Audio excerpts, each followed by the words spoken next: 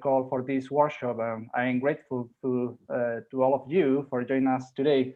And also grateful, of course, to the organizers, my institute, the Institute for Cultural Heritage and the History of Science and Technology from the University of Science and Technology, Beijing, and also the Association for Industrial Archaeology and its joint members board. So thanks to all of you for making this possible.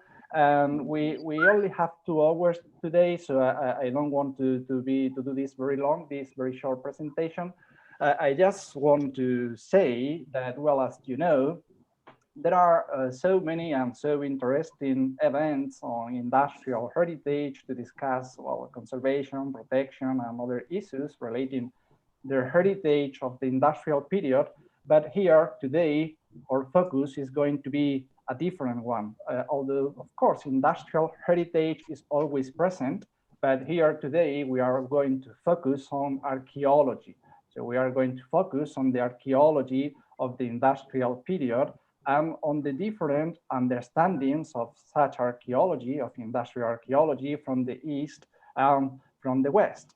So well, the aim of this workshop is exactly that, is to exchange ideas and experiences from the East and from the West, so we can build together a more diverse and a more complex to industrial archaeology.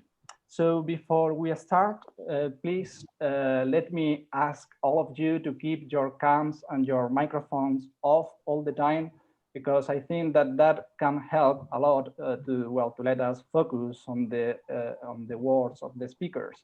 And of course, if you have any questions, we are very happy to listen to them and to answer them, but please do use the chat to write your questions. So at the end of the meeting, the chair of the meeting, Dr. Dongdong Wang, will read the questions, and we will have some minutes to discuss, well, the different ideas and the different experiences of industrial archaeology from the West and from the East.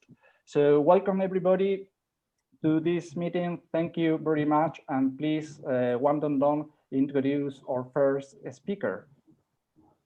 Yeah, it's my honor to introduce the speaker. The first one is Professor Marilyn Pauper.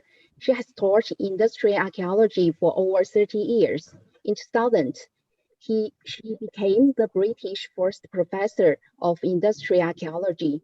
She's currently Emeritus Professor of Industrial Archaeology at the University of Leicester, President of Association for Industrial Archaeology, and Chair of Trustees of the Council for British Archaeology and of the East Midlands Regional Group of the Council for Archaeology. She edited Industrial Archaeology Review for nearly 20 years and is now its book review editor. The topic of her presentation is Industrial Archaeology in Theory. Let's welcome her. Thank you very much indeed. I will now share my screen and start, hopefully. That's it. Speak to me. I'm not certain that it's very nice to see all of you and to take part in this discussion between West and East. I have visited China, but looking more at the more ancient archaeology than industrial archaeology. And I know that many of you have been to England. In many ways, talking about the theory can be a bit daunting to start with when there is so much of the above ground archaeology, if I can use that term. I mean, I always feel that buildings are archaeology. They're if you like, they're an above ground section, because you can tell changes in buildings and you can look at them stratigraphically. But that's really up to Mike Nevell today and not up to me. I'm just going to try and get rid of the thumbnails because they block my screen. That's it. That's better. Right. So I just wanted to talk about some idea of putting a framework of inference behind the understanding of industrial sites. Inevitably, when industrial archaeology in this country, in the UK, began in the 1950s, it was very much a case of finding out what we still had, particularly from the 18th and 19th century, with a very early industrialization in this country. So for the first couple of decades at least, the attention was devoted to gazetteers of industrial sites, realizing what we had, cataloging them. And so it was very much along those lines. And then by the 1980s, there began to be a growing criticism of industrial archaeology compared, say, with prehistoric archaeology and even with historical archaeology as practiced very much in the USA. And I just use this one quotation that industrial archaeology has neglected almost all theory in some kind of mistaken belief that it could approach the material remains of industrial society with no particular methodological or explanatory framework. Well, we did, because we were desperately cataloguing what we got. And it was only really when the beginnings of this were done and gazetteers were produced and quite a few industrial sites were either scheduled or listed, that is protected in the British context, that we began to think about the actual study of industrial archaeology, and particularly its study in higher education, in the universities. In most cases, industrial archaeology was taught in a more informal educational atmosphere than universities, as is shown by the fact that I was the first and so far the only professor of industrial archaeology in the UK. So we were carrying out a descriptive gazetteer context rather than the analytical nature that many were asking for, that we really could not carry on like this. We had to look at the structures and the landscapes and so on we got as expressions of human endeavour. Now, I'm a historian by training. I did my history degree at Oxford. And Collingwood, R.G. Collingwood, wrote an important book called The Idea of History. And in that, he argued that the study of history was an attempt to get at purpose and thought, that historical events were really actions which express the purpose and thought of the agents or agents behind such actions. And he used this very nice phrase, which I've always liked: historical knowledge is the discerning of the thought, which is the inner side of the event. And I think that needs to affect those of us who practice industrial archaeology as well. And what I mean by this is that one needs to look at the material evidence, the archaeology, the structures, the below ground archaeology. We need to look at what it means in human terms, to look at the social as well as the economic and technological significance. Now, archaeologists of any period try to read the society behind the material culture. That is commonplace among prehistorians, medieval archaeologists, and historical archaeologists. Now, industrial archaeologists have a much wider range of material on which to work. They've not only got the archaeological remains, but they also have a much broader range of material, documents, historical photographs, and so on, that we can look at to try to deduce the actions and purposes of the individuals responsible for that material culture. And that's, since the late 1990s, is what really I have tried to push, certainly in the academic field. Now, in the 1990s, English Heritage, as it was then, our major sort of national body for producing research frameworks and so on for archaeology, they tried to get together a large number of societies to produce their own research framework. So the prehistorians produced a research framework, the medieval archaeologists produced a research framework. So the Association for Industrial Archaeology took this upon itself to try to produce a research framework for industrial archaeology in Britain. The purpose of the research framework from the English Heritage point of view from the national point of view was that so much archaeology was now being done by contract archaeologists who were working on individual sites, and they had no overall framework into which to put their sites. And the research frameworks were meant to give them that sort of context so they could understand where their own particular bit fitted into a broader framework. And so that is what we were trying to do. And we ran a whole series of conferences on research frameworks. We consulted many other societies in order to do this. And as you can see from the cover, the framework was finally published as an issue of Industrial Archaeology Review. We were very much concerned with the people behind the buildings and structures we were looking at. The workforce, you can see flooding out of the Scottish factory there, and you can see the factory behind, and also the transport infrastructure connected with that. So it was trying to link these things together into a research framework. And that's really what I just said.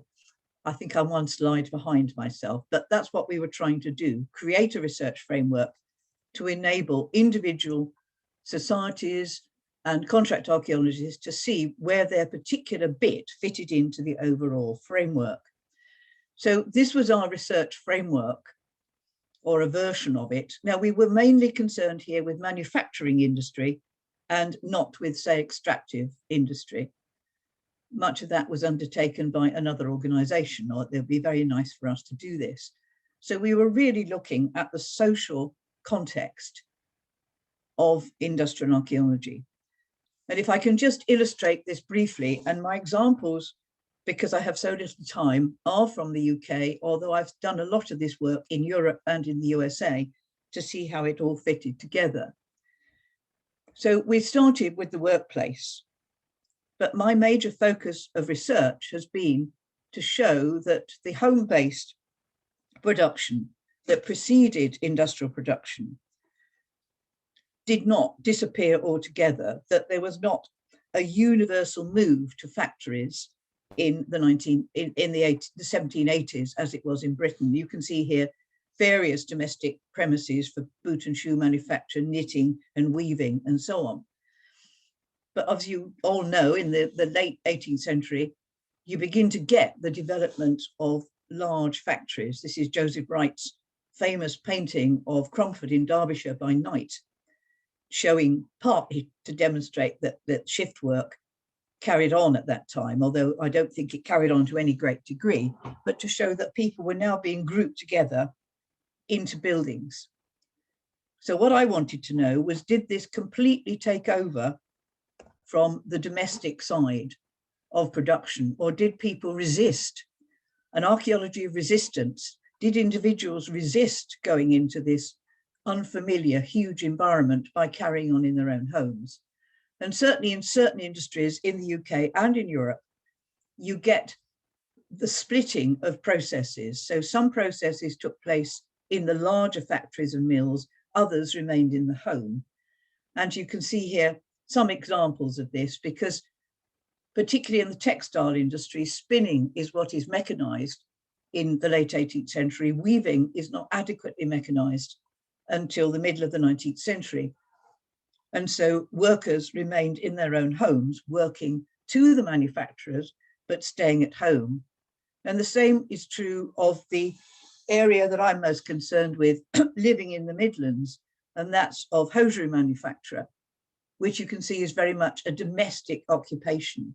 And it remained a domestic occupation until the mid-19th century.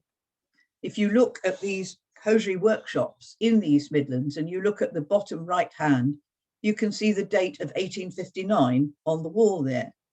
So although mills and factories have been around for 100 years, people are still resisting going into these larger institutions. And even when what they produced in the industry changed, it was no longer small items, but large items on big frames, they still worked as far as possible in a domestic environment. The same is true of many other industries, and I can only illustrate this briefly.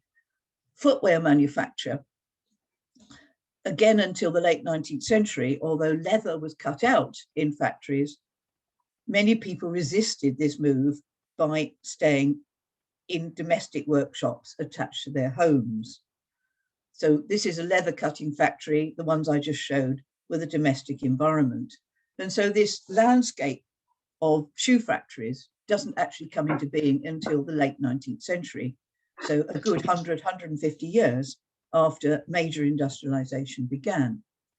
Our second element was understanding the workplace and looking, for example, at how changes in sources of power or methods of lighting changed the use of space within the workplace and therefore where buildings were located. So this important mill in Cheshire is water powered, and eventually steam power was added to it, but it's water powered, so the workforce have to be accommodated nearby in order to work in that mill. Whereas later, when steam power takes over, you can get huge mills like this, the only remaining steam powered weaving mill, certainly in the UK, if not in Europe, where the industry, if you like, went to the people. So the location of these structures is important when you're looking at, particularly, I think, at sources of power. And so these wonderful landscapes, although they begin in the 18th century, they don't dominate the whole industrial world until the late 19th, even in the UK. Then we get the question of settlements, because in many ways, industrial archaeology is concerned with the organization of production and its effect on the landscape as much as it is within buildings themselves. So the great development of coal mining in South Wales here results in whole new settlements. Sometimes the settlements were controlled by the owner of the factory. And we have here another World Heritage Site, Saltaire, in the north of the UK, where Sir Titus Salt had his workers in the nearby town of Bradford, where there was a great deal of industrial unrest, and he preferred to move his mill to a rural site where he built this huge mill, and he therefore built alongside it the workers' houses. So in a way, he is controlling the workforce. They are there, and even the buildings are designed to separate out the grades of the workforce, with the overseers having the bigger buildings and the workforce having the smaller buildings. So it brings us to something I was going to come on to next, which is the question of social control. I think you can read social control and resistance into industrial landscapes as well. But before I go on to that, I just want to look briefly at questions of class, status, and identity, which are so important in studies, particularly of the 19th century. And these are just two examples, very briefly. The bottom left picture is of a mining site in Cornwall. And that's what I mean about industrial archaeologists have this wonderful resource of historical photographs. And you can see that the workforce themselves are wearing flat caps. The man there, which is so small you can hardly see it, is wearing a bowler hat. So he's identified by his headgear. There was a great hierarchy of hats, if you like. And the role of women. How far does the role of women change with industrialization? Certainly in many cases, it's the women who go into the mills, into the spinning mills, and the men remain working at home.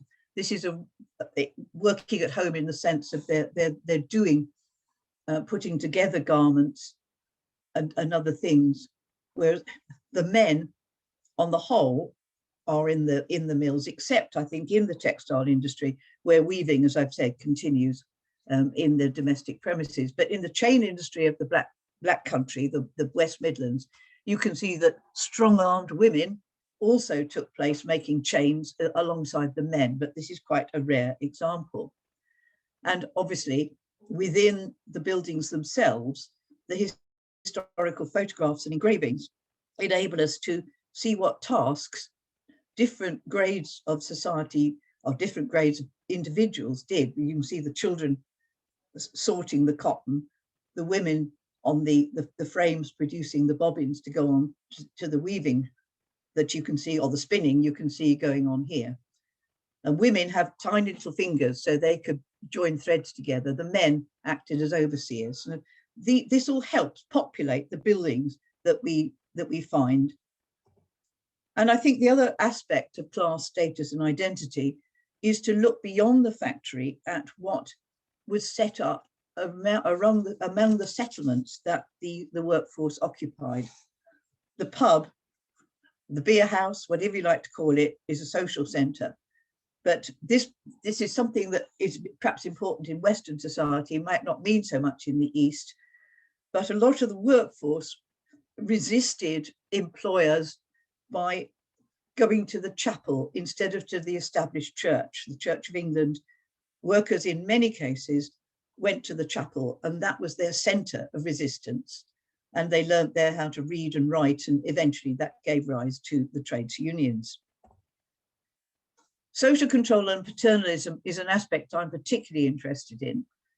And New Lanark in Scotland, another World Heritage Site, is a prime example of that, where David Dale and Robert Owen established a water-powered spinning mill, but the workers are gathered around it and are very much subject to control within the factory itself.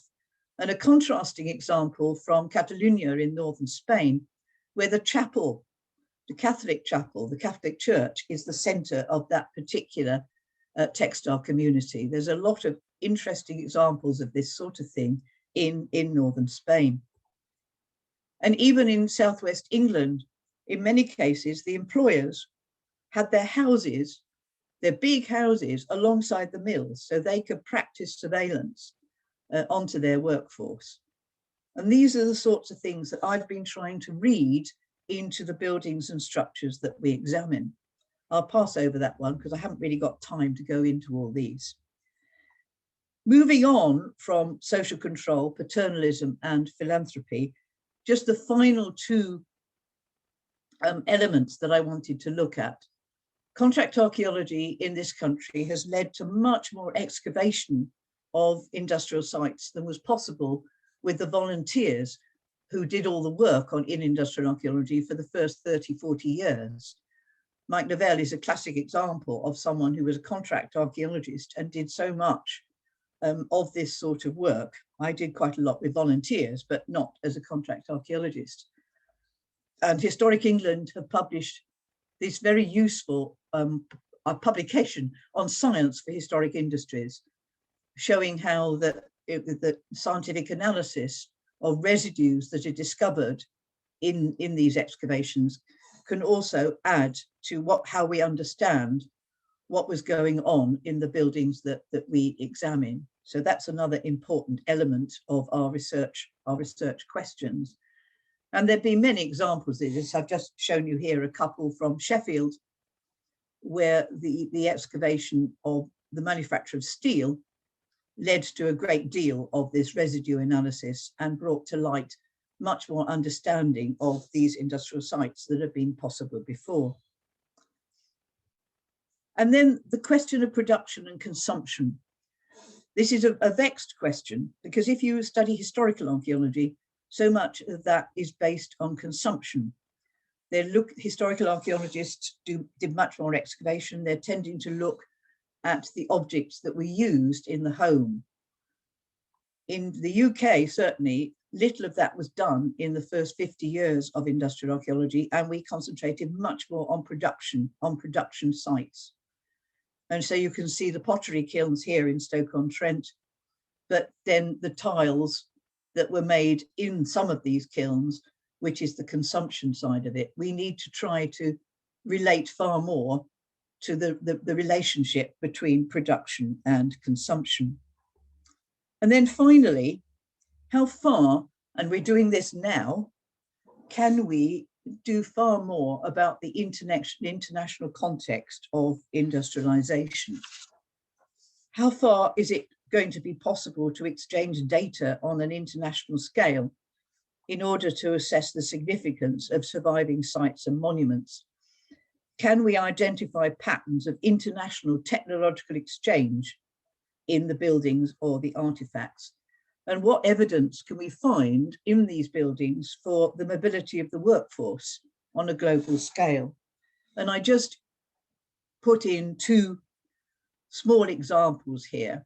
Cromford in Derbyshire, our World Heritage Site spinning mills established by Sir Richard Arkwright in the 1780s onwards, were immediately copied in Germany, in Rattingen, and they actually called the site Cromford, and so the two were very much linked together, and the technology from Cromford was then taken to Rattingen and used there.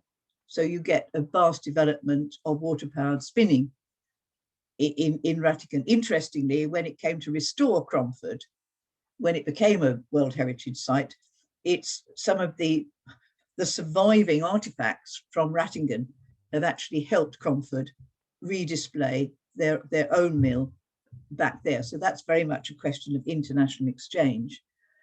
And staying in the textile industry, Belper North Mill in Derbyshire, part again of a World Heritage Site, water-powered spinning through several periods. This is the 1800 building, that's a 1912 building, definitely water-powered, as you can see. An apprentice from there went to the USA, went to Massachusetts, and introduced the concept of water-powered spinning. And so the first of their water-powered mills was set up, Slater's Mill at Providence in the USA. So I think there's an awful lot more to be learned about this technological interchange, which we can only do, I think, by the sort of international workshop that Juan has so successfully set up today. So that's really my conclusion. With the theory and practice of industrial archaeology, we need to discern the thought, which is the inner side of the event. What is the reason for the construction and survival of any form of workplace? Secondly, what does the workplace indicate about working conditions within it, about how the entrepreneur regarded his workforce? Is there evidence of paternalism, surveillance, social control? I think all these sorts of things we can get at through the buildings and the positioning of the buildings in the landscape. And I think you could see this very much in Saltaire. And then thirdly, does the form and survival of the workplace suggest any form of worker resistance to control?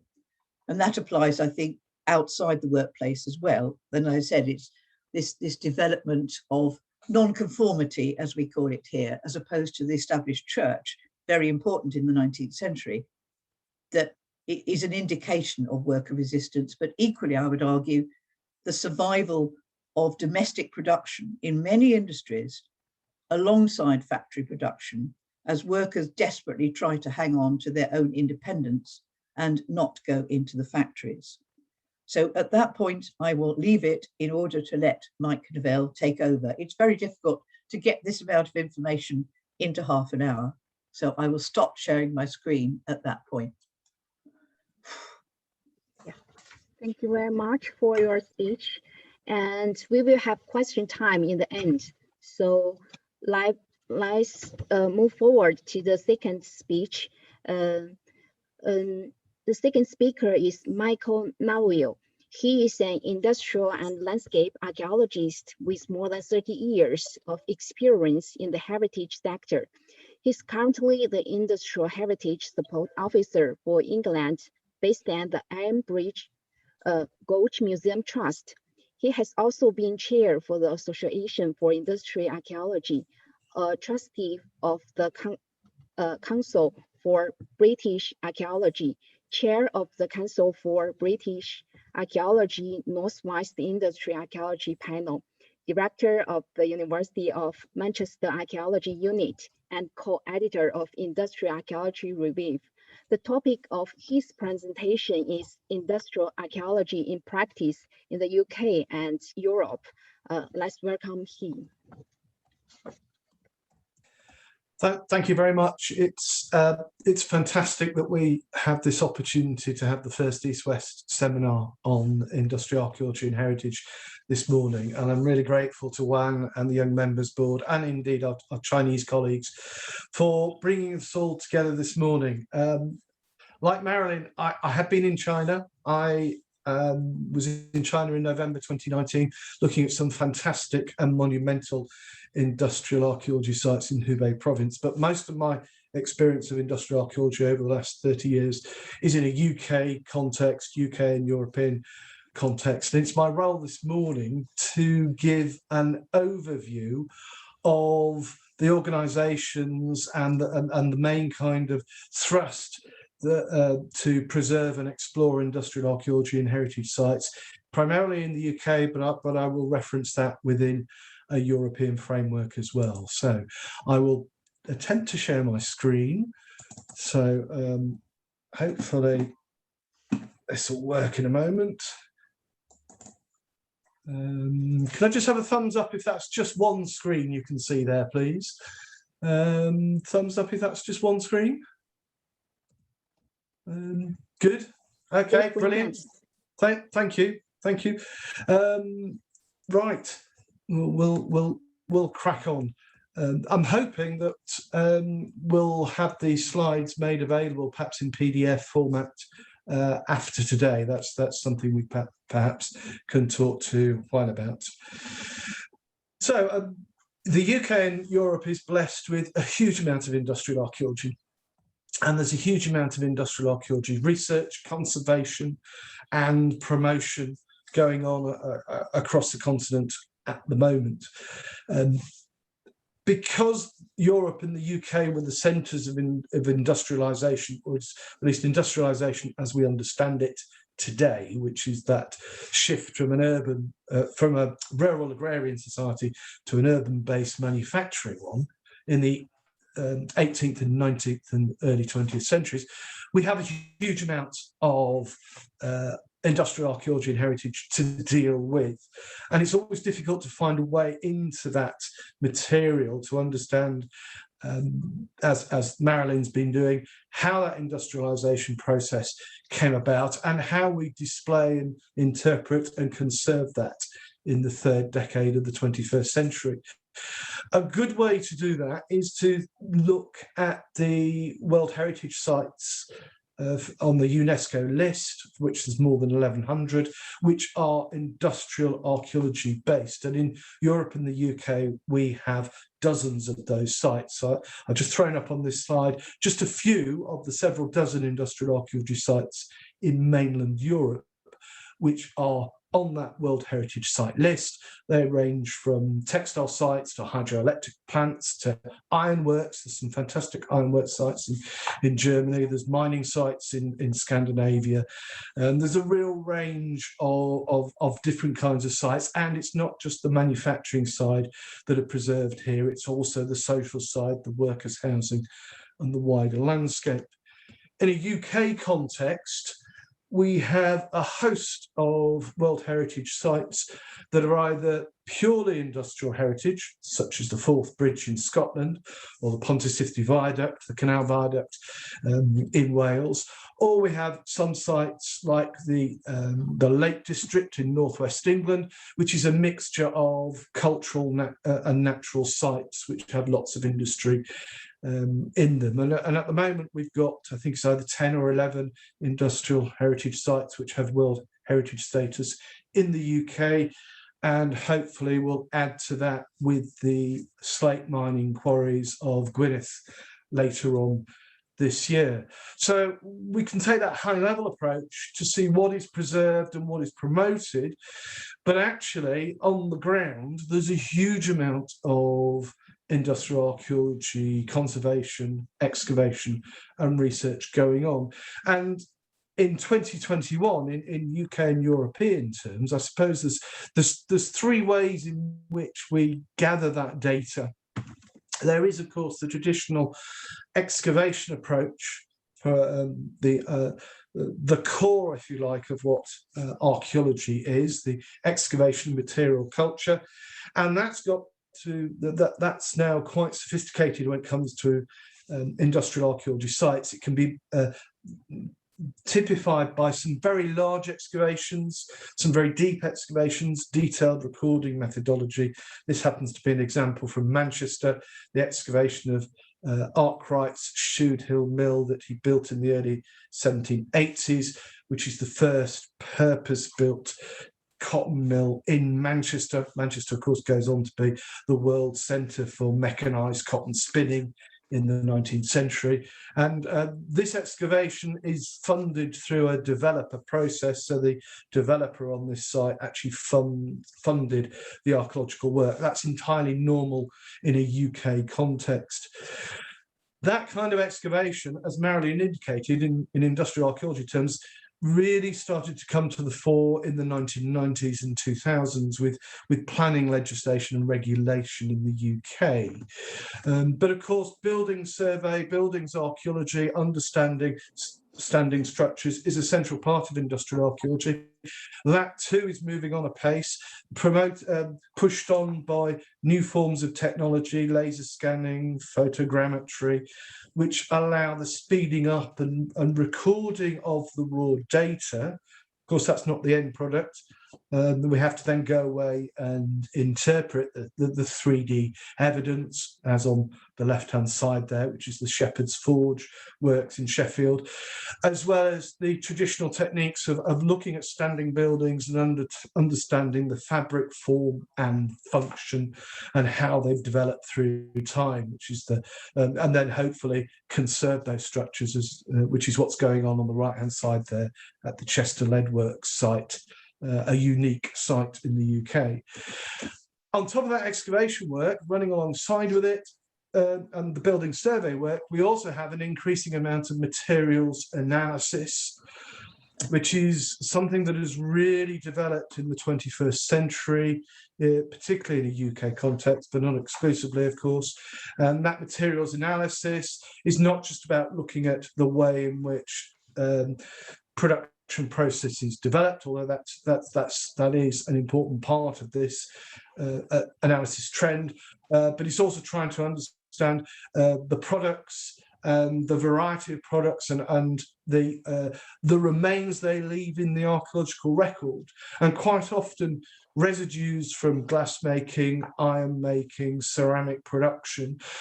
Will tell us more about experiments in those industries than the surviving documentary record, which of course the unique point about doing archaeology on these industrial sites. Archaeology brings with it its own unique source of evidence, which you won't find elsewhere.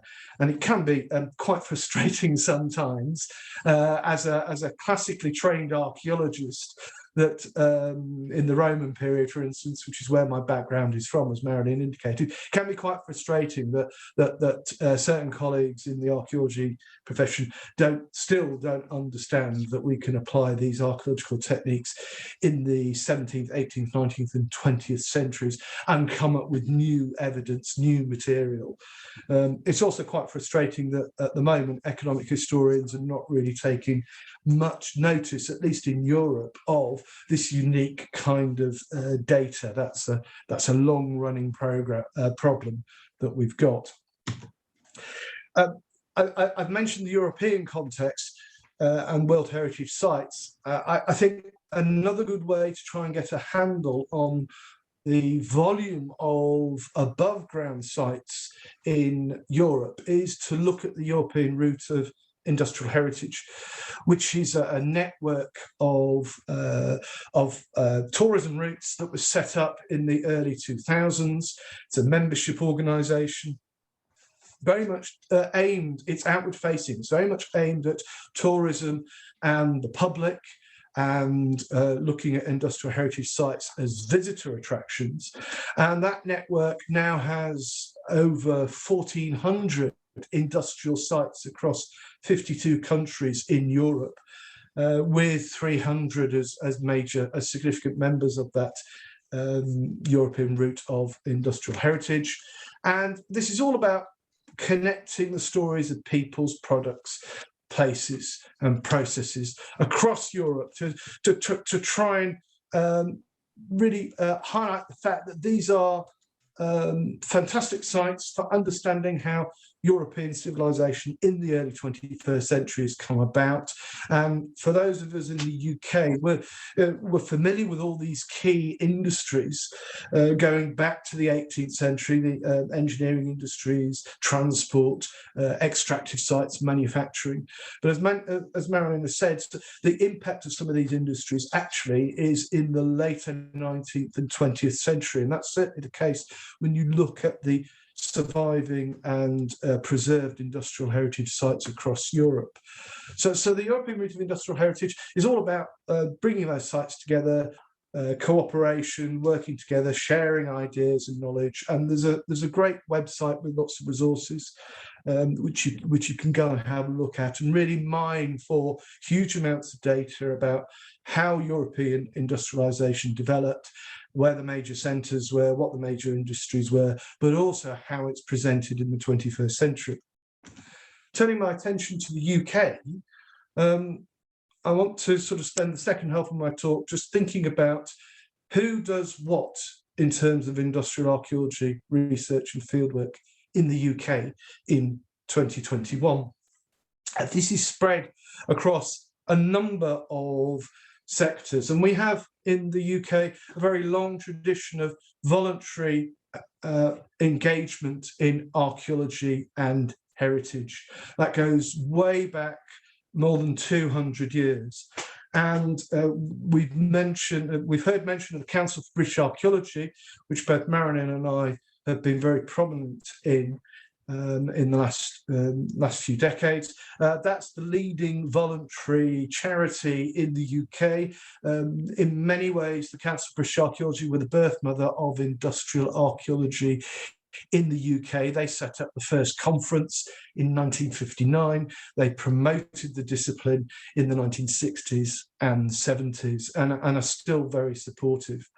At the moment, we have several 100,000 people in the UK involved in a voluntary basis in all sorts of archaeology projects, including industrial archaeology and industrial heritage sites. So therefore, as we'll see in a moment, there are over 600 independent industrial archaeology museums and heritage centres just in England alone, and another couple of hundred in Wales and Scotland. And we also have something called the Heritage Lottery Fund, which is a national fund which gives out grants on a regular basis. And they were set up in 1994. And since 1994, tens of millions of pounds have been invested in heritage projects, heritage buildings, heritage sites, including large amounts of money on industrial heritage sites and buildings. In fact, they're probably the biggest investor of money in industrial archaeology and heritage sites in the UK. Running alongside that is, of course, the guidance from the state heritage bodies in the UK. So we have national state heritage bodies in Northern Ireland, Scotland, Wales and England. And since the 1970s and 1980s, they've been pushing the boundaries of industrial archaeology and industrial heritage recording. That's some of the themes that Marilyn mentioned there, that they come out of, particularly for recording, that they come out of mass recording projects around textile mills and collieries in the 1980s in England and Scotland, and for metalworking in Wales in the 1980s and 1990s. And Historic Environment Scotland, Historic England as it now is, English Heritage as it was, still promoting industrial archaeology and industrial heritage through regular surveys and studies and campaigns to save textile mills, gasworks and so forth. Indeed, at the moment, Historic England have a new thematic research strategy for the historic industrial environment out for consultation in England, which as you can see, has these 8 threads. This is out for public consultation. Anybody can comment on this, and I would urge you to do that if you go to the Historic England website. The website address is up at the top there. And you can see that picks up very much some of the themes Marilyn was talking about a moment ago: understanding early industry, looking at the evidence of proto-industrialisation, looking at industrial landscapes, transport systems, in trying to understand those bigger industrial sites and buildings, better public understanding, evidence-based work, and of course threats. It's not just the state bodies. We also have learned societies and period societies. Obviously, we're running here this morning the Association for Industrial Archaeology Young Members Board banner. That's what we're running underneath. And you'd expect me to say that the AIA does an awful lot in the UK and beyond, and increasingly in Europe, as I'll mention in a moment. But we have the Society for Post-Medieval Archaeology, who also promote industrial archaeology and heritage, Railway and Canal Historical Society, based in the UK. I've mentioned the Council for British Archaeology, and I should mention the Contemporary and Historic Archaeology Theory Group as well, who do some fantastic work on 20th century subjects. AIA is actively involved in investing and pushing forward industrial archaeology and heritage, not just in the UK, but in Europe and beyond. We've invested £1 million since 2008. Sorry, the AIA have invested £1 million since 2008 in conservation grants for industrial buildings in the UK. We have a research grant strand which allows us to support projects overseas as well, and all those other kind of things you'd expect a period and learning society to do, publications, conferences and workshops. But the vast majority of industrial archaeology and heritage work done in the UK is done by the professional and commercial archaeology sector. We have about 6,000 professional full-time archaeologists in the UK. It's one of the biggest workforces, well, it's possibly the biggest archaeology workforce in Europe. We have more than 350 archaeology units, consultants and sole traders in the UK. 81 of those are registered archaeological organisations with our Chartered Institute for Archaeology, which, although they're based at Reading University, the Chartered Institute for Archaeology is not just UK based. The CIFA has branches in Germany, for instance, and Australia. So we have CIFA has a real influence on the way in which professional archaeology develops around the globe. And since 1990, more than 60% of all professional developer-funded archaeology projects in the UK have involved looking at below and above ground archaeology remains from the post-1500 to 2000 period, so that post-medieval industrial stroke historic archaeology period. And increasingly that material is being published in journals such as Industrial Archaeology Review and in post-medieval archaeology. I really ought to update this to 2020. The volume of publication material from those developer-funded sites continues to increase. And of course, there's the museum sector in the UK, which has been very, very strong on the industrial side, really since the late 1960s, 1970s. I mentioned we have about 607 independent industrial heritage museums in England. We have another 200 spread across Scotland, Wales and Northern Ireland, and that they're really spanning the whole of the industrial heritage sector, from transport, windmills, water power to textile mills, deep mining, and even workers' housing is in there. And we also have an industrial heritage support project, which I'm the officer for, running since 2012 as a way of supporting, at least in England, those 600 sites which are on that distribution map in the centre there. This is all about sustaining that industrial legacy, transferring skills, raising conservation standards amongst those sites. And we have 7 industrial heritage networks where we bring these groups together to exchange best practice and get those groups, which quite often voluntary run, really to feel part of a wider community. And of course, we have some big landowners and trusts who have lots of industrial heritage sites like National Trust, Canal and Rivers Trust involved in this process as well. And if you're interested, there's a whole series of websites and social media stuff on that slide, which I won't mention now because I don't have time, but if we distribute these slides, that's available for you to go and look at your leisure. So just to conclude, industrial archaeology practice and research in the early 21st century, in my view, embraces the archaeology of industrialisation, technological development, landscape change, building biography, and the social context of industrialisation. And as industrial archaeologists, we have to make the past relevant to the present through a specific type of storytelling around that material culture. And looking to the future, we have to think in terms of ways of how we can refresh our volunteer base that run many of those preserved sites. How do we boost industrial archaeology teaching in universities at undergraduate and postgraduate level, and how do we reflect the diversity of modern UK and European society in our industrial sites? And of course, on overarching all of that is how we cope with climate change and how our industrial heritage sites cope with climate change as well. On which note, I'll say thank you very much for the opportunity to talk this morning, and I will stop sharing my slides. There we go. Yeah, thank you very much, Michael, Dr. Michael. And next speaker is Professor Wei Qian. He's the Dean of Institute for Cultural Heritage and History of Science and Technology, University of Science and Technology, Beijing.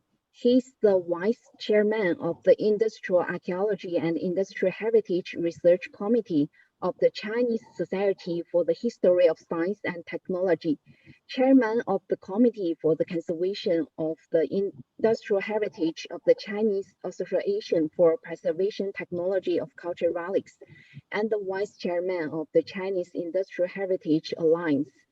And the topic of his presentation is Industrial Archaeology in China, and let's welcome him. Hello? Yeah. Can you see the screen? Yeah. Yes, okay. Hello, everyone. My name is Wei Qian from University of Science and Technology, Beijing. Thanks, Juan, for organizing this workshop, and I am so pleased to learn so much from Professor Marilyn Palmer and Dr. Michael Nevell. I taught a course named The History of Technology and Industry Heritage. Marilyn's book is always in the list of reference book and textbooks. Today, it is my honor to give a brief introduction to industry archaeology and share some practical cases of it. I am so sorry I changed a little on the title, because the time is limited to say something about the industry archaeology. I will start my presentation from 3 parts: history, cases, and the future. I'm sorry I used some Chinese characters here to let some Chinese scholars to understand. At first, the history of Chinese industry archaeology. Let's look at these 2 charts. They are the Chinese publications on industry heritage and industry archaeology in different years through the CNKI, which is the biggest database of publications in China. We can easily find at the up one, the industry heritage. Yeah, we can easily find that from 2006. That year, of the first conference on industry heritage in Wuxi, China. Then the numbers of the publications rushed rapidly, but it is not balanced between the industry heritage and the industry archaeology, these two topics. The ratio to both the topics is about 150 to 1. That's a terrible number. That means only a few scholars are interested in industry archaeology rather than industry heritage. We can know only a few papers on it. This is a discipline distribution of the topic of industry archaeology in China. The top 5 disciplines are architecture, archaeology, industry economics, cultural studies, and tourism. If we review the first publication on industry archaeology in China, we can find there is a paper in 1986 in the journal of Professor Qian, Right. could you show the full slide and maybe you move to the second or third slide? Really? Yeah, we can only see the first slide and it doesn't move. Oh, sorry. I stopped.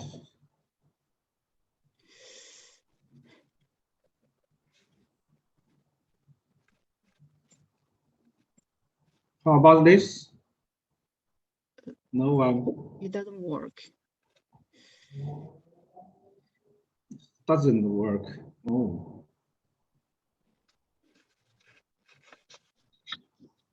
That's again.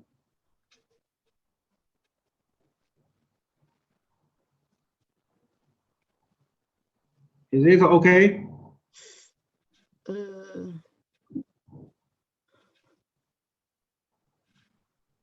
Doesn't work.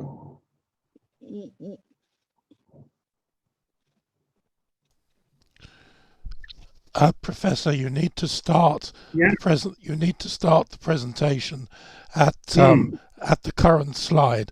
I'm sorry, I Okay. didn't. Let me try again.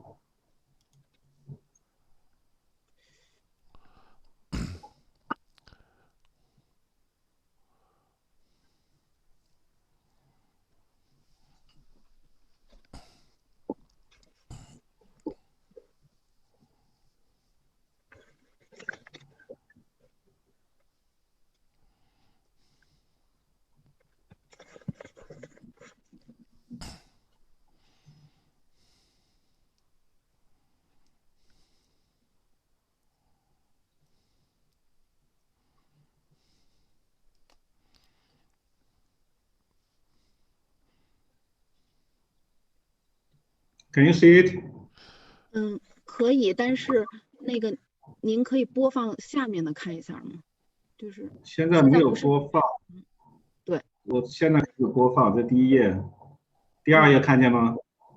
它没有动。这就没办法了。您左边摁一下看可以吗？或者您那个不用播放模式，哎，可以了，现在可以了。现在我是没有播放模式。对。只能这样，太难受了。对，那您可以稍微拉大一点就可以了。好多动画就没了。哎，为什么会这样呢？就是我共享的那个没想到这个界面。对，不行。不知道怎么弄啊，这个。Sorry。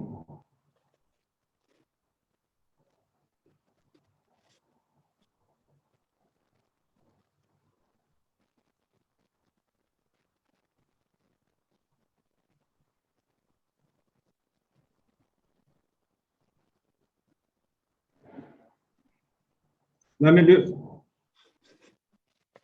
那我就现在这么讲吧。Let me talk using. Can you see your screen? Dongdong? Yeah, it works. But Oh, yeah. Not so good. 我再试一下，还是不行？可以吗？ Is it okay? You should continue with that because time is limited. 您可以 All right. 讲。Okay.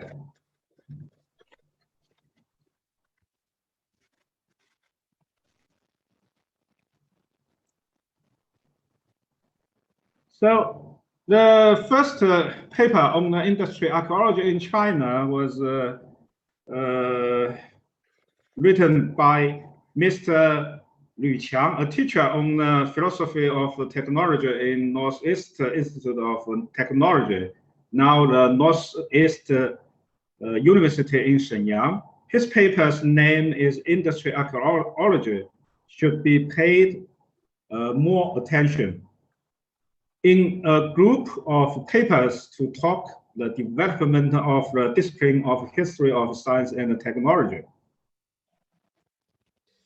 It is almost the same situation with the very beginning in Britain. The first group of scholars who are interested in industrial archaeology in China are the historians of technology. They organized several important meetings to discuss concept, theory, and methods of industrial archaeology from 1990s to 2000. For example, Professor Zhang Baichun and Li Chenzhi organized the second workshop on the history of technology for Chinese young and middle-aged on May 2008. They published the proceedings in 2009, named Studies in the History of Technology, New Perspectives from Anthropology, Folklore, and Industrial Archaeology. There are two papers on industrial archaeology. One is from Liang Guo, and the other was written by Professor Feng Lisheng. At last, on September 2015, the first association of the scholars named with industry archaeology was founded in Beijing. The Committee of Industry Archaeology and Heritage in Chinese Society for History of Science and Technology. We can check the leaders of the committees. The chairman is Professor Jiang Zhenhuan, who is a professor of history of technology from Harbin Institute of Technology. The vice chairpersons include 7 scholars in different subjects, including history of technology, agriculture, architecture, archaeology, history of natural sciences, history of mechanics, and archaeometallurgy. The secretary is Professor Fang Yibin from the Institute for History of Natural Science, Chinese Academy of Sciences. Under the lead of Professor Zhang Baichun and Fang Yibin, a book on industry heritage and archaeology was published in 2019. Case Studies on China Industry Heritage, a view from the history of technology. So this is the first group of scholars on industry archaeology is in mainly the field of history of technology. Another group scholars are from archaeology. A famous archaeologist, Professor Bai Yunxiang, the former deputy director of the Institute of Archaeology, Chinese Academy of Social Sciences. He published a paper on the archaeology of traditional industry in 2012. Here, he said the differences between industry archaeology and traditional industry archaeology, which is mainly on the traditional technology before the Industrial Revolution. As you know, in China, there are much more traditional heritage remains from 10,000 years ago before to the Ming and Qin dynasties. Some archaeologists are so interested in this field, they organized some symposiums and forums on traditional industry archaeology. This is a forum of Capital Normal University in 2017. The topic is archaeology of traditional industry. Traditional industry is an important part of archaeology research, including stone, bone, pottery, jade, metallurgy, porcelain, lacquerware, and many other handicrafts. This forum focuses on 5 major topics: the new archaeological discoveries and the new understandings, traditional industry archaeology theory and the method, traditional technology and the production economics, comprehensive research of traditional industry and protection and inheritance of traditional industry heritage. In 2019, Professor He Yuao, an archaeologist in Nanjing University, published an essay on the significance of the studies of industry archaeology and industry culture. He emphasized from the representatives of industry and culture, industry and civilization, industry and people's livelihood, industry archaeology should explore the emergence of various industries, products and industrial chain, industrial status, development mechanics, industry design and creation, industrial skills, and so on, and explore the law of the occurrence and the development of industry cultures itself. In 2021, Dr. Han, a young scholar in cultural studies from Wuhan University, published an article named Developing Industry Archaeology based on the discipline of archaeology. He said, industry archaeology helps to discover and reprotect the series of important cultural relics on the road of modernization in modern China. Chinese industry archaeology has become a discipline with Chinese characteristics in line with China's national conditions and solving China's problems. Therefore, industry archaeology should become an important part of Chinese archaeology. In the other side, the teaching and the courses of industry archaeology is just in the very beginning. Dr. Juan Cano Sanchiz, who joined in our institute in 2018, gave us a seminar on the archaeology and the heritage of industrialization. He has a new course on industry archaeology, which might be the first course of this in China. Last year, Dr. Su Junfeng got her doctoral degree in the University of Science and Technology, Beijing. She might be the first doctoral student in the direction of industry archaeology in China. The title of the dissertation is Industrial Archaeology research on Wenzhou Iron Mine from the perspective of the history of technology. Her supervisors, including me, Dr. Juan Sanchez, Dr. Roger White in Birmingham.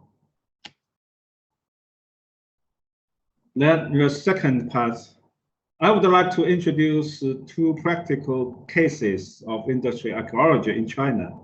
One is smelting site archaeological sites before the industry evolution. The other is a traditional industry in modern times.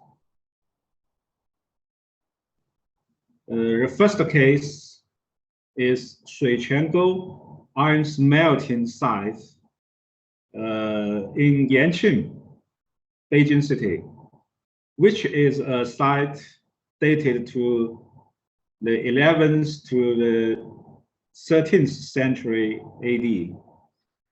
In 2011 and 2012, the archaeological excavation team includes the scholars and students from our university and Peking University and the Beijing Institute of Cultural Heritage.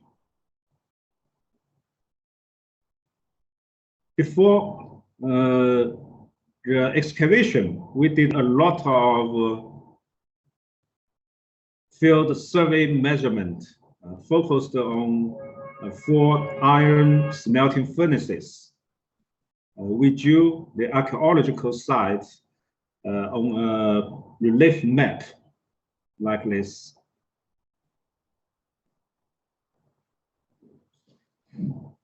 We did some excavation work, measurement, and scientific sample collecting. This are the 4 furnaces from this way, number 1, number 2, number 3, and then number 4. And we draw the planning plot was finished by the scholars and students. During the excavation, the report and the detailed documents were written. 3D scanning technology was first used in this site. For the shape and the outline of the furnaces are so complicated that it is difficult to draw by the traditional measurement methods. So we can easily get the shape and the more details of the furnaces. We collected a lot of samples of furnace materials, smelting slags, metal remains, charcoals, and so on. The chemical contents of the samples are analyzed by different instruments. We can know the metallurgical process through the slag analysis. These are some microstructure of the different furnace materials. Here, litho microscopes are used to distinguish the mineral materials. Microstructures examination of the slag and the metal samples can help us to know which process was used and the more details of the products. From examination and analysis, we can do some reproduction work and the digital simulation of the furnaces by using the CFD, which means computational fluid dynamics. The information of the furnaces materials and the temperatures in the furnace were obtained. Here are some pictures of the digital reconstruction of the furnaces and the process. We even rebuilt furnace.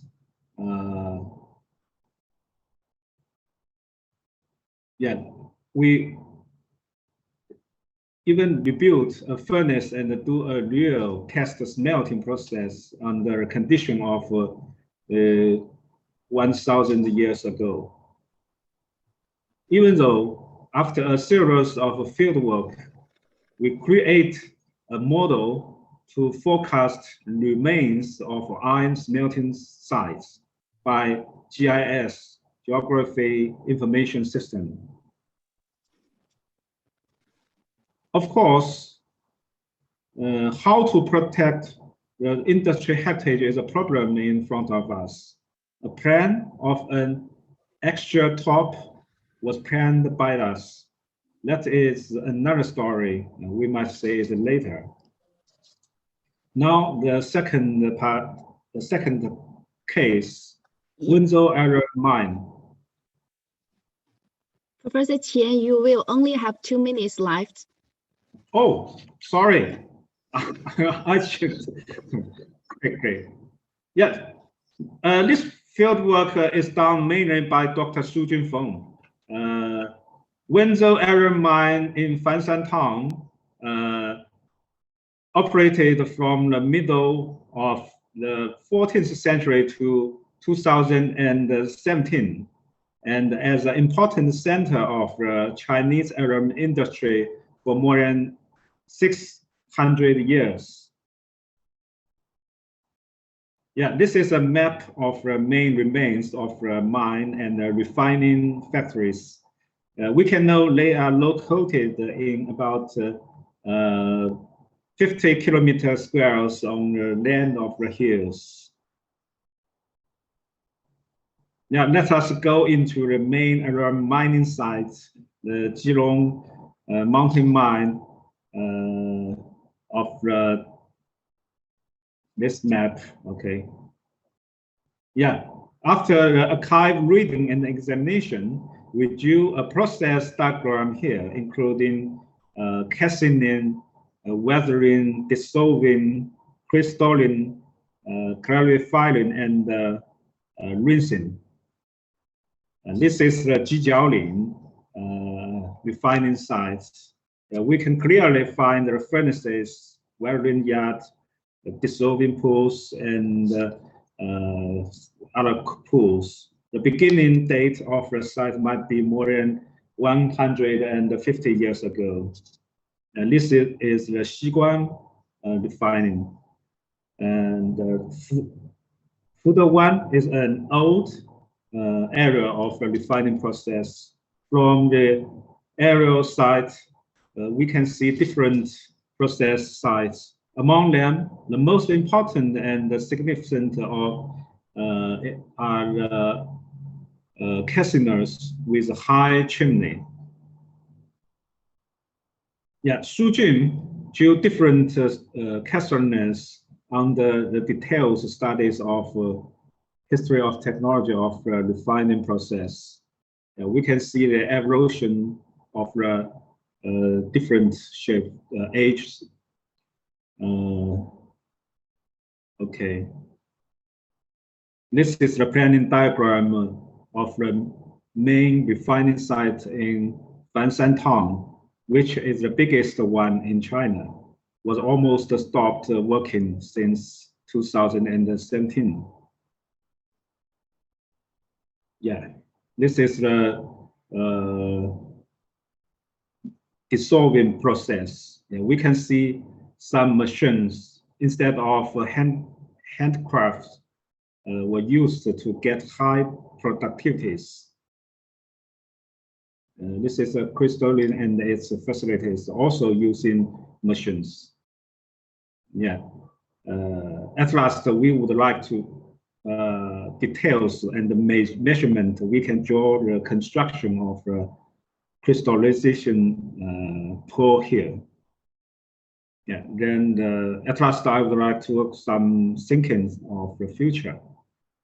We have a lot of shortness and problems to development industry archaeology in China. First, the history of the industrial archaeology in China is so short that there is only a few research and publication. Even though most of the archaeological excavation focus on the traditional industry, there is only a few on the machines and architecture and the modern industry. The scholar team is so small and no more than 100 persons in China, which is very difficult to do work in so large a country. Even in the practice of industrial archaeology, only a few archaeologists are interested in fresh and new machines and constructions. So in the future, we need more and more courses in the universities and colleges. We need more archaeologists to join us. We need more connections between the industry archive documents and the fieldworks. We need more modern cases of archaeological excavation. We need more digital scanning, treating methods. At last, we need more exchange with AIA and foreigner scholars.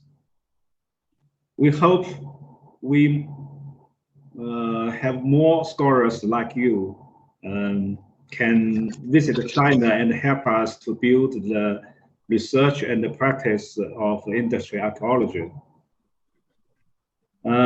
This is the landscape of the Sogang Styal industry heritage, which was rebuilt as one of the skiing yard for the Winter Olympic Games in 2022 in Beijing. You are all welcome. I hope we can have a second workshop soon. Thank you very much. That's all. Thank you very much, Professor Qian. And for the audience, please use the chat to make questions. We will have question time in the end. And the last speaker is Dr. Juan M. Cano Sanchiz. He is the Associate Professor of Industrial Archaeology at the same institute and University of Professor Qian. And he is a founder member of the Young Members Board of the Association for Industrial Archaeology, where he acts as internationalization officer.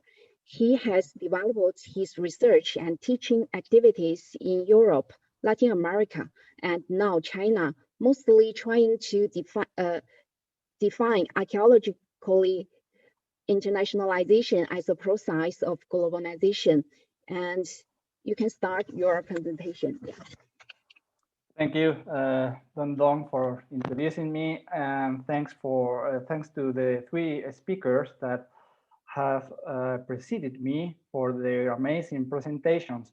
And well, I don't have the expertise of the three speakers that have already talked, so I feel that honestly, the most interesting thing that perhaps I can offer is my own perception of the industrial past, of the Chinese industrial past, and how this industrial past, and especially the materiality of this industrial past, is approached. So please bear in mind, please notice that I am going to offer a very personal perspective on Chinese industrial archaeology, which I think it is totally okay, since Professor Qian has just offer us an amazing, a very complete picture of industrial archaeology in China. So what follows is going to be a very personal view, which is also very partial, since, well, I cannot read Chinese, so I am only using the publications in English, which are actually a very small percentage of the whole bibliography on the industrial past that we already have here in China. And please also notice that I'm going to do a lot of overgeneralization. it is just impossible to summarize all the different characteristics of the industrial past in China in just 25 minutes. So I will try to highlight some very general lines that obviously, we need to consider that there are so many exceptions to the things that I'm going to say. And finally, and more importantly, perhaps, my understanding of industrial archaeology here is an archaeology of the industrial period. So I'm skipping the discussion about the chronological limits of industrial archaeology. I'm not following here the diachronic sense of the discipline, but I will follow a synchronic one, right? I will use industrial archaeology as the archaeology of the industrial society. And I think it is a good idea to do so since, well, as you have just seen, we are using different ideas and different concepts of industrial archaeology here, which obviously can produce a very interesting debate. So first, I will talk about the Chinese industrialization, modern industrialization from my Western lens, comparing the industrialization of China to the industrialization of the West, mostly to the industrialization of the UK. And later, on the second part of my talk, I will try to explain what are the approaches available in China to deal with the materiality of the industrial past. Professor Qian has just done this to a great extent, but as I said, I will do it from different perspective, since, well, I'm a foreigner here working in China and I have a different perception of the things, right? So let's go with Chinese industrialization first. So, well, the first idea is a question of scales. Everybody knows that China is a huge country. Actually, it's the third largest country in the world, and also it has a huge population, a population that, as a matter of fact, counts for 18.5% of the world population. So we can actually say that China is a country with the size of a continent. And obviously, that implies a huge amount of differences between different parts within the same country. These differences perhaps were bigger in the 19th and 20th centuries when industrialization were just in the especially in the 19th century, in the very early stages of development. But today, perhaps the situation is a little bit more homogeneous. So as a consequence of this very big scale of the country, and also as a consequence of the process of industrialization of China being a late one, here we have huge, massive industrial sites. Of course, we also have sites of this scale on the West, because we also have some modern, very modern industrial sites in the West. But I would say that perhaps this characteristic of being dealing with huge sites, well, you can see the scale here. This is almost 1 kilometer, and well, a huge plant for producing iron and steel here. This one from Anshan in Liaoning province. Well, these scales, I think, are more prominent in the case of China because of the scale of the country, and also because the fact that industrialization here was later. So this is, as I have said, an iron and steel plant that is still in use, but we have others too, like Shogun in Beijing, that stopped production very recently, in this case because of the Beijing Olympics in 2008. So the idea was to reduce the levels of production, so that put an end to this factory here, that now, as Professor Qian has said, is being transformed into a cultural park that is also going to host the Winter Olympics happening next year. So, well, here you can see, you can have a glimpse of the scale of this structure, the blast furnace here, and the stoves for heating the air in comparison with the diggers. And to have a real picture of the scale of this site, we need to consider that there were actually 5 blast furnaces of this size operating here. And thanks to Feng Xijin for that information. So the second element of comparison is times. And here we have, I think, a very important difference between Eastern and Western industrialization, better said, between Chinese and British industrialization. So as everybody knows, it is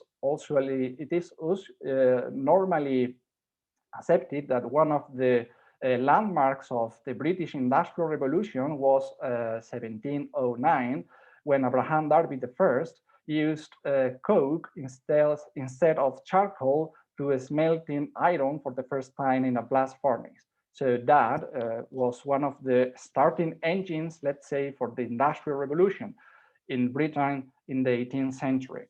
But the landscape here in China at that time, at the beginning of the 18th century, was actually very different. Was still a landscape that was pretty much based on an agricultural economy, and even with some patterns of feudalism or semi-feudalism, right? So this situation actually didn't change until more or less the mid of the 19th century, when the first modern industrial developments started to be developed, mostly by foreign powers, but also by Chinese entrepreneurs that at that time were very linked, or they were very dependent on these foreign powers, right?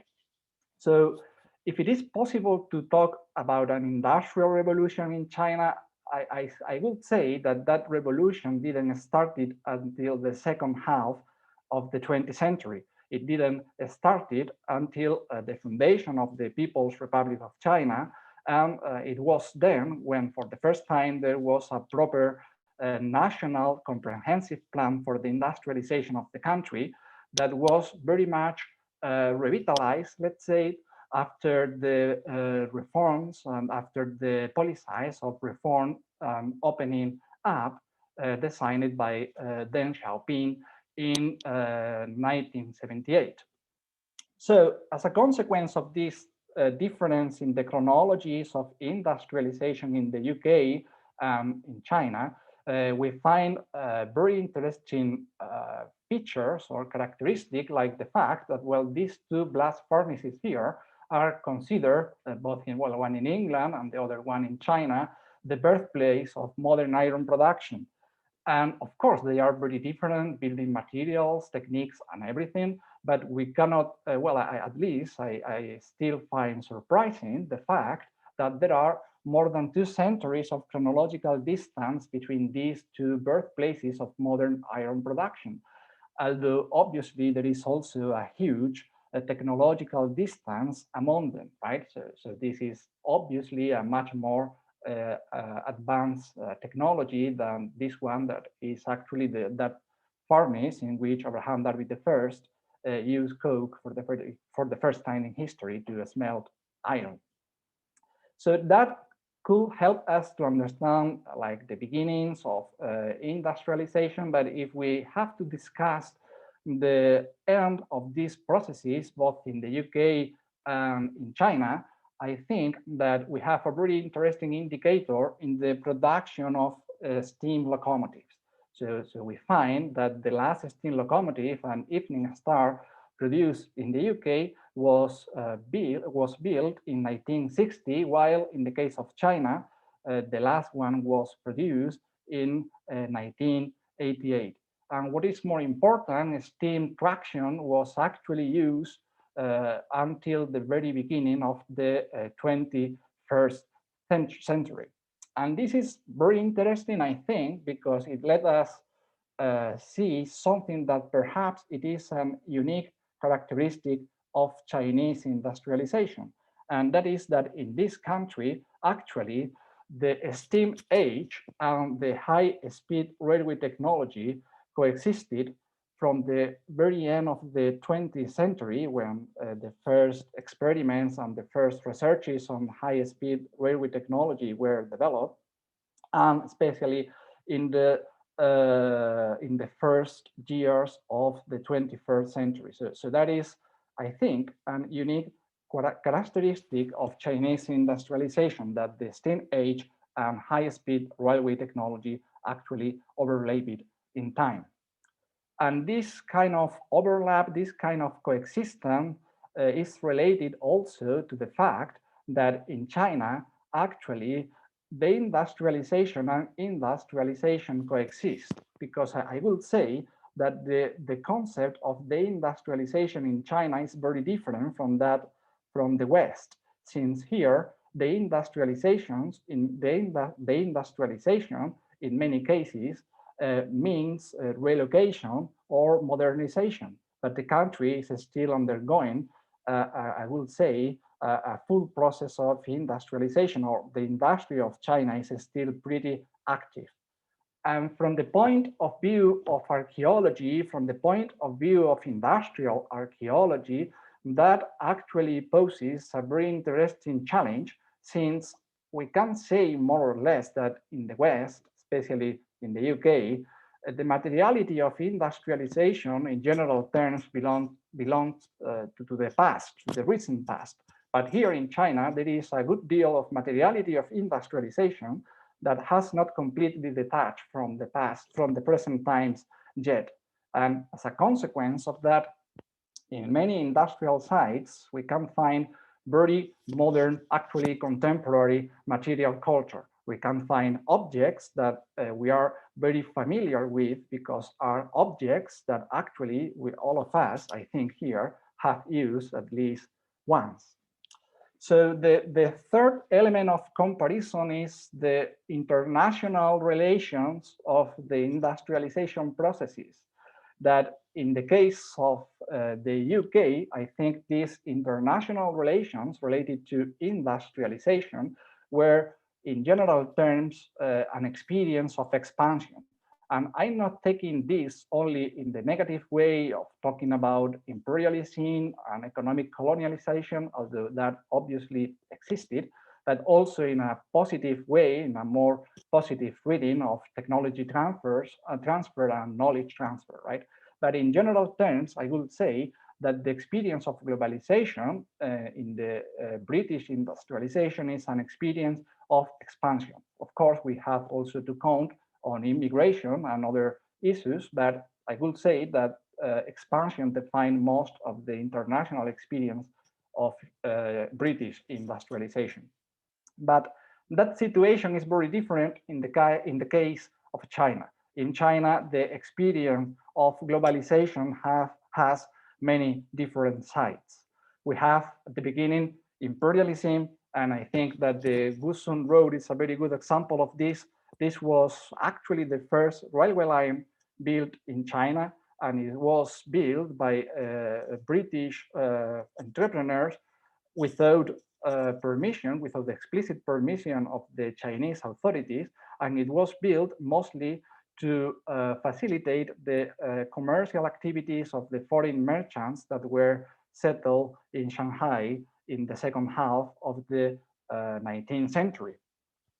So actually, as a response to this situation, as a response to imperialism, we have a second kind of interaction, internationalization of Chinese industrialization, with that is the Westernization movement, also called the self-strengthened movement.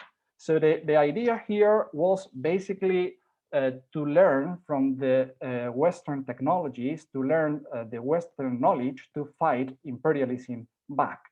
So as a result of this movement, well, the first Chinese national industry started to be developed, but obviously there was still very deep dependence on foreign technologies, right?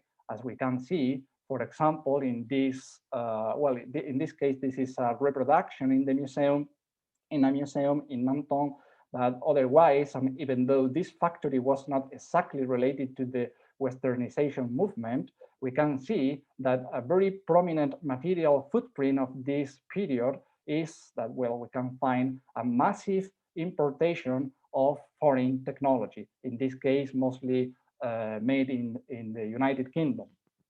And a totally different chapter is this kind of relations between Chinese industrialization and the rest of the world happening, of course, after 1949, when we find, well, this socialist industrialization that has different characteristics when we compare to the Western case, and in which, especially in the 50s, there was a very strong collaboration with the countries then integrating the socialist bloc, right, such as the Soviet Union or the German Democratic Republic, which provide a lot of assistance for the construction of this complex here, 718.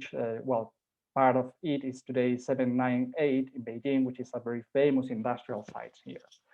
And but if there was perhaps a very important point of change, that was, as I have already mentioned before, the policies of reform and opening up initiated by Deng Xiaoping in 1978, that actually paved the way for the current situation.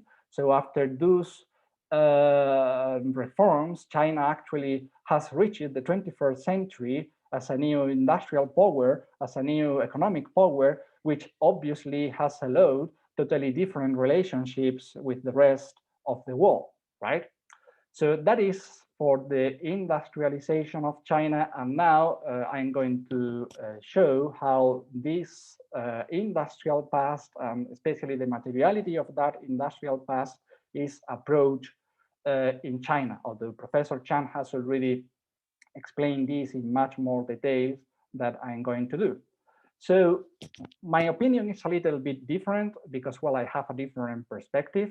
But I would say that the material remains of the industrial period, not of industry in general, but of the industrial period here in China, are approached mostly from three different perspectives. The history of science and technology, in which we have engineers and technology historians, the industrial heritage studies, which is a field in which architects and also urban planners are doing a lot of work, and in a more general sense, industrial museology and tourism, in which we can find scholars with very different backgrounds. So while the first line, the history of science and technology, is a very strong one, and it's already a traditional one here, perfectly consolidated, the other two, industrial heritage studies and modern industrial museology, are actually very new. But even though, well, they are actually almost a product of the 21st century, but even though they are growing very, very fast, and they have already achieved very important results. So in this landscape, I would say my own perception of this is that the trending topics are value assessment of industrial heritage, mostly of architecture, the protection and conservation of such architecture that in many cases involve the adaptive reuse of those structures, and a concept that is very Chinese, but is also shared by other countries from the West, like especially Germany, which is the idea of industrial culture, which is mostly promoted by the Industrial Culture Development Center of the Ministry of Industry and Information Technologies. So in this context, the contribution of the archaeologists to the archaeology of the industrial period to modern industrial archaeology, it has been still little, I think, at least when we compare that contribution to the contribution made by other scholars like engineers, science historians, or architects. So Chinese archaeology by now has paid little attention, I think, to the materiality of modern industrial sites, but at the same time, we have here a situation that actually archaeology is very strong in the study of industries from the farther past. in the study of industries from ancient times, for example, right? And in that sense, we have archaeological science, we have archaeometallurgy, which are very strong lines of research, not only here in China, well, here in China, but with very important results that have a very also important international impact. But in general terms, I would say that archaeologists in China normally are focused on the distant past, on antiquity, although there are several exceptions to this. So as a result, we don't often see pictures like this one in China, the excavation of a modern industrial site, although these are not totally non-existent in the case of China. And we already count on some stratigraphic analysis or in modern context, mostly underground. As far as I know, there is no stratigraphic analysis of standing buildings in China yet, at least I don't know any.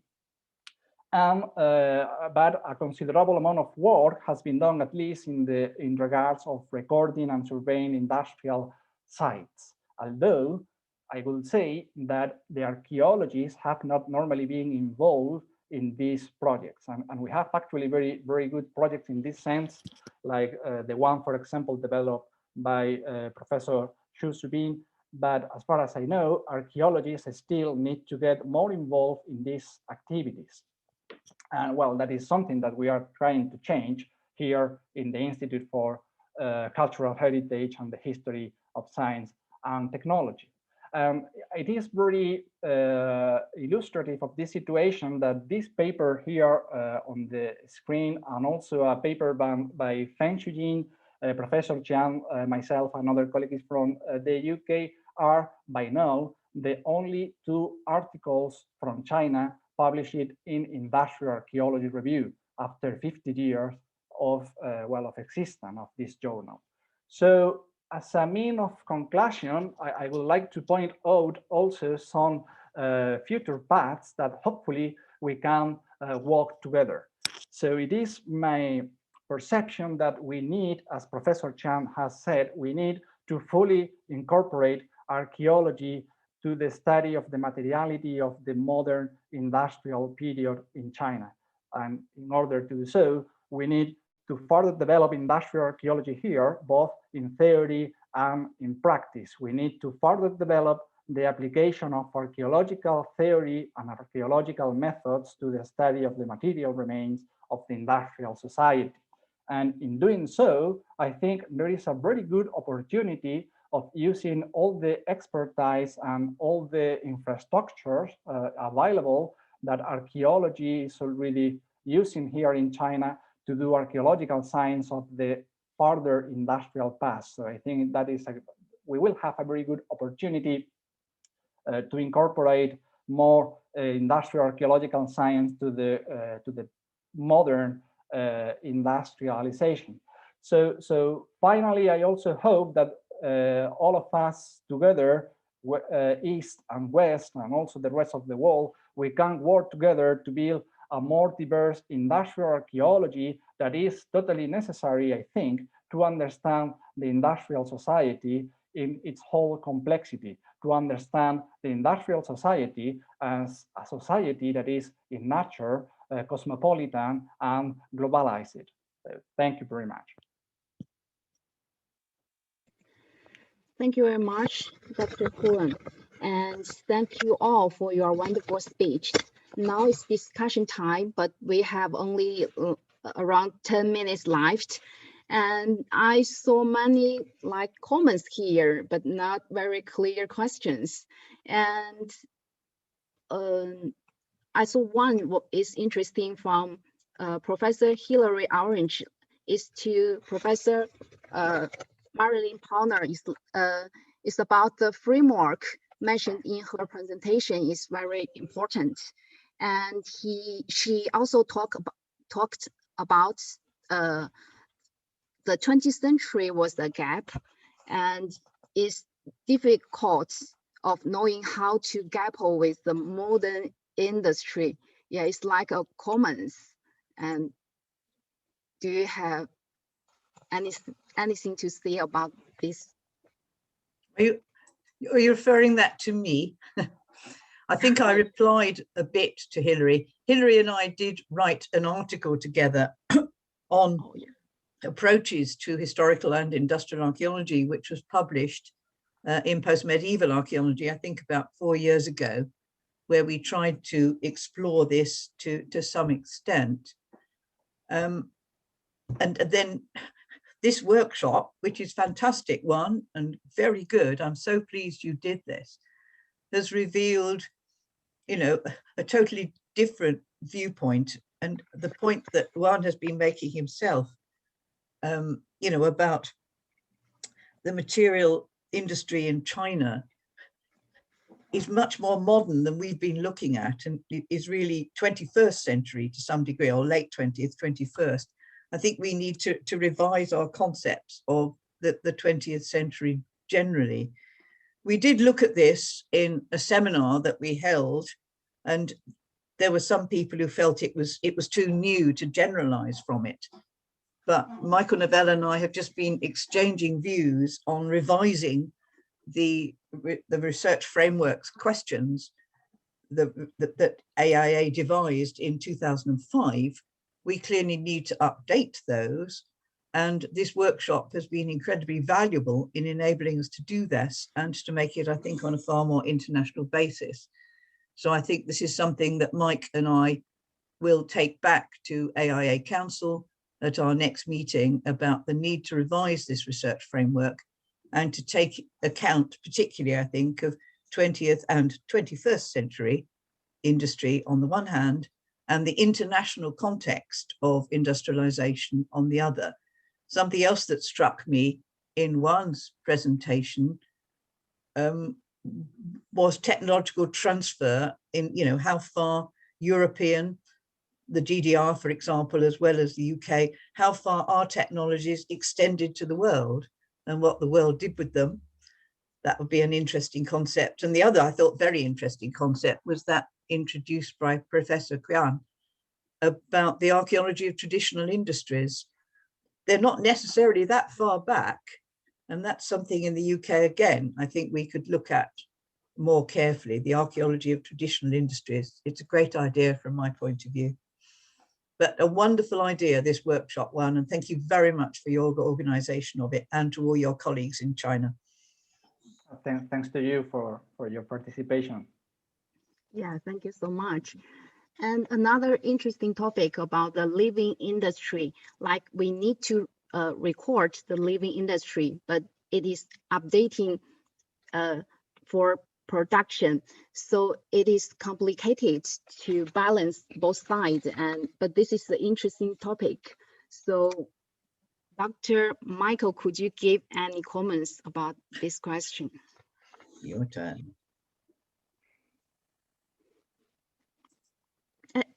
You are on mute and we cannot hear you. Sorry, you caught me typing on the chat. Multitasking not working. Yes, technology transfer. Well, I know Marilyn's done some research on the 18th and 19th century issue of spying and technology transfer, and that certainly does play a part in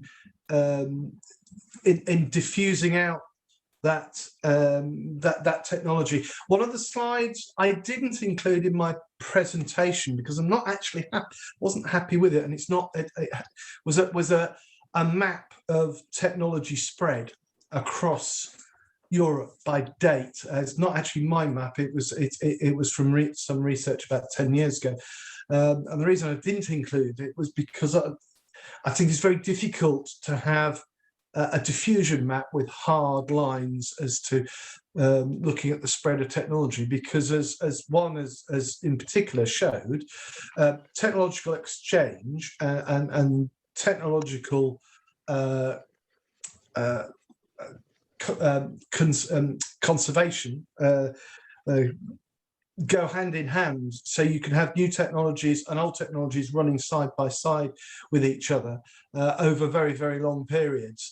But certainly spying and technological transfer, I think, are quite important for early early diffusion of that technology. But equally, hoarding technology is important too. So, you know, the Derby family, the Abram Derby family here in Ironbridge, kept their technological innovations very much to themselves for a generation or two. So, so there can be a time lag between introducing a new technology and seeing it spread out, and that's something we need to bear in mind. I don't know if that makes sense, but there you go. Thank you so much. And I also found an interesting topic about the technology overlapping, like some of them is using in current, but in current maybe in China, but it used in many years ago in Europe. And some of them is very useful for conservation, but maybe it's out of time. So maybe Dr. Juan, could you give any comments for this topic? Okay, I will try. Well, obviously, technological overlapping is not a characteristic of China only, and we have this in other places too, even in the UK. I remember very well a paper by Paul Belfort in which, well, he puts together the launch of the first satellite into the outer space, and also the end of the production of the steam locomotives, which was actually this evening start. And it's very surprising to see that, well, the space age actually started before the end of the steam age, in the case of the first industrial nation of the world, which was obviously the United Kingdom. So this kind of overlapping exists everywhere, and that, I think, it's a very interesting thing to think about, and a very important point to consider, because it implies a very difficult effort, a very difficult theoretical effort to do. That is that we need to consider that in archaeology, and especially in the archaeology of contemporary times, we are dealing with multi-temporalities. So periods that don't just start and end in very fixed dates, and they actually coexist, they actually overlap. And this is very clear, especially from the material point of view. So yes, well, technological overlapping is something that we need to pay attention to. And also, I think that a very good framework to do so is, well, that framework proposed by Professor Palmer when she was talking about continuity and change, right?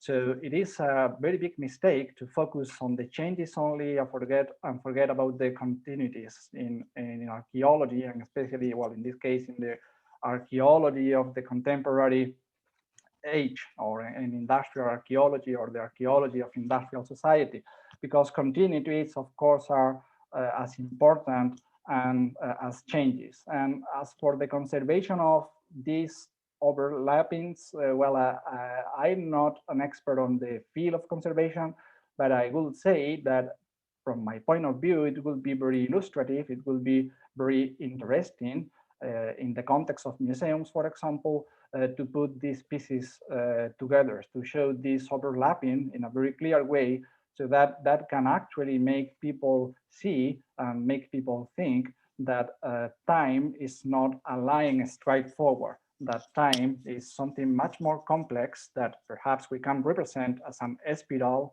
or something of the kind, and we need to deal with multitemporalities and also with the overlapping of different, let's say, temporalities. Yes, so that is what I can think by now. Yeah, thank you so much.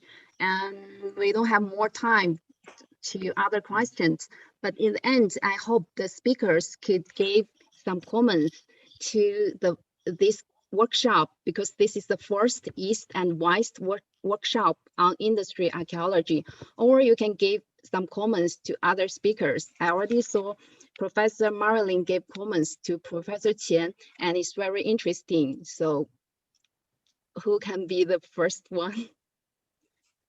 Well, I've already rather done that. Yeah. I mean, I was very interested in the idea of the archaeology of traditional industries.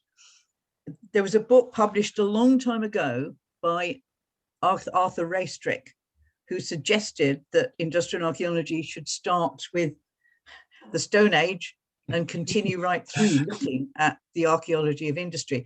The trouble is, as you all know, the techniques of traditional, prehistoric archaeology are very different from those of industrial archaeology, where we concentrate a lot, I think, or we did, on buildings and the study of buildings. But it links to what I said, I think, about continuity and change, and the idea not to forget the continuity and not to forget those traditional industries that do survive. And of course, in many cases are being revived by individuals who want to keep that individuality that they had with those. So I think it's, yes, that, as someone just said, the loom is a very good example of prehistoric archaeology. Yes, I've excavated many loom weights in my time, so I know exactly what you mean. But I think bringing all this together has been an absolutely brilliant idea. And can I, while I'm on here, thank Bill Barksfield, the AIA's webmaster, who has masterminded the technological side of this. And as somebody else said in the chat, it's interesting that the pandemic and the increased use of technology and Zoom has brought us all together in a way we'd never have thought about before the pandemic. So many thanks, and many thanks again to Juan for organizing this. Thank you. Thanks to you. Yeah, so I think that, well, we have still many questions, but we need to fit the time also because it's starting to be lunch time or dinner time or even breakfast or whatever time. It is with you. Yeah, so thank you very much to all the speakers and to all the attendees. And I hope that, well, the idea of calling this the first West East Industrial Heritage Workshop is because, well, we hope that we will have a second, and hopefully that second one will be in person. So we really hope that this pandemic is over soon and we can organize something of the kind here in China and to have, well, a very nice discussion with colleagues from all over the world. So thank you very much to all of you, and see you soon. Stay safe. Thank you very much, Juan. Thank you. Thank you. Thank you. Thank you. Thanks. Thank you very much. Thank Excellent. you. Thank you. Goodbye. Goodbye now. Very interesting. Thank you very much. Thank you. Thank you very much. Thanks to you, Eugene. Yeah. Thank you. Thanks.